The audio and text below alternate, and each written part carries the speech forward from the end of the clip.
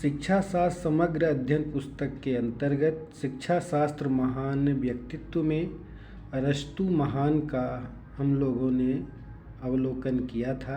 इसी क्रम में आज हम लोग महान भारतीय दार्शनिक, चिंतक, समाजसेवी, विद्वान, स्वतंत्रता सेनानी महर्षि अरविंद घोष का शैक्षिक चिंतन करेंगे।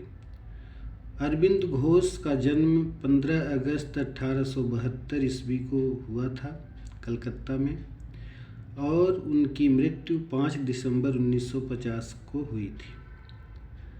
कलकत्ता में जन्मे, देश विदेश में भारतीय आध्यात्म को फैलाने का काम किया। आपने 1909 ईस्वी में एक साप्ताहिक पत्र कर्मयोगिनी का प्रकाशन प्रारंभ किया था। आपने शिक्षा से जुड़ी हुई पुस्तकें Savitri, the mother, the life divine, national system of education, on education पुस्तकें लिखी हैं। आपने शैक्षणिक दृष्टिकोण से दार्शनिक पहलू को व्यक्त किया, सर्वांग दर्शन का प्रतिपादन किया और सर्वांग शिक्षा के पक्षधर रहे। आप अपनी शैक्षिक दार्शनिक विचारधारा को प्रचारित प्रसारित करने के लिए ओरोविले आश्रम की स्थापना कर प्रमुख शैक्षिक योगदान किया।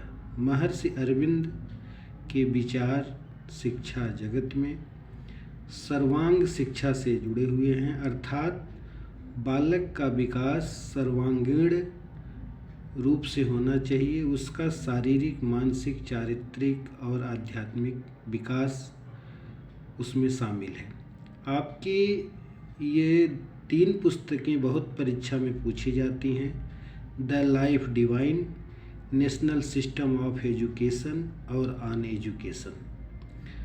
कई बार नेट में और उत्तर प्रदेश पीजीटी एजुकेशन में ये पुस्तकें पूछी गई हैं, हायर एजुकेशन में भी पूछी गई हैं।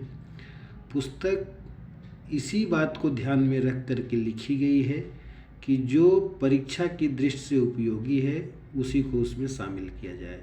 तो आज हम लोग अरविंद घोष का शैक्षिक अवलोकन किए। इसी क्रम में अगले दिन हम लोग अब्राहम लिंकन का करेंगे। बहुत बहुत धन्यवाद।